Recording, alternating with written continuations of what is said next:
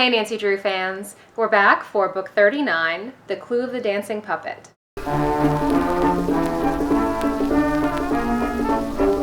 This book begins with a making fun of Bess moment that leads right into the mystery. Nancy, Titian, blonde, and attractive, chuckled. At the moment, Bess is, well, stage struck. She's been reducing in order to get a part in one of the Footlighters' plays. The Footlighters are an amateur theater group in River Heights, and their theater estate has recently been plagued by a life-size dancing puppet in a ballerina costume. Footlighter director Hamilton Spencer quickly invites Nancy, Bess and George to join the troupe and live on the estate while solving the mystery. They move in on page 9, and by page 12, Nancy's knocked unconscious for the first time. Next, someone smashes into Nancy's convertible and all three girls black out. This causes Mr. Drew and Hannah to worry that the case is too dangerous, but Nancy's not concerned. "I must admit that things have happened unexpectedly," Nancy replied, "but I think that since I've been alerted, I'll avoid letting the unexpected happen again." Mr. Drew put an arm around his daughter's shoulder. "I'm afraid, my dear, trying to do that is asking for the impossible, but I beg of you, be careful." It was now his chance to do a little teasing. He turned to Bess and George. "I hereby appoint you guardians of one Nancy Drew, detective." "We accept the assignment," George and Bess said in unison, making low bows. Bess and George take their roles seriously, doggedly helping Nancy track down clues, often at risk to their own personal safety. Here's George purposely blocking the road to keep suspects from escaping. And when two masked men approached the car, the girls could not be cooler. "I said roll down your windows," he warned.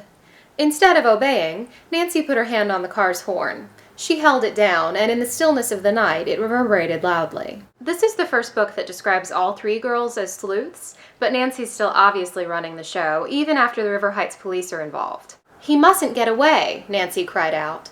To the men's amazement, she was more fleet-footed than they.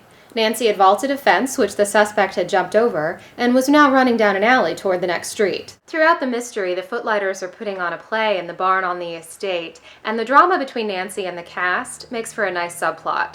Nancy spends a fair amount of time investigating Shakespeare-quoting Emmett Callie Calhoun and super rude lead actress Tammy Whitlock because they both seem really suspicious.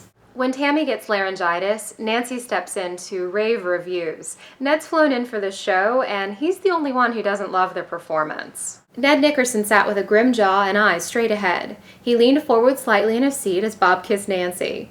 When the scene was over, he heaved a sigh and sat back, drumming his fingers on the chair arms. This mystery gets pretty convoluted and once again requires a lengthy confession in the final chapter, but Nancy continues to show her keen mind and her uncanny ability to link in seemingly totally unrelated clues. Nancy's Civil War ball gown and wig of long curls is the only outfit, but there are plenty of great-sounding meals, including a dinner of tasty fruit salad, tomato soup, broiled hamburgers, and a cake from a local River Heights bakery, and another of macaroni and cheese, steak, and strawberry shortcake. And one lunch break brings the harshest making fun of Bess moment yet. George began to laugh.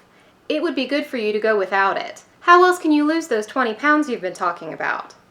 Bess made a face at her cousin, then marched straight for the refrigerator. The first thing she pulled out of it was a large jar of mayonnaise.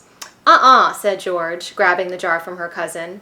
"Your rations will be 1 piece of lettuce, 1 tomato, and 1 thin slice of roast beef."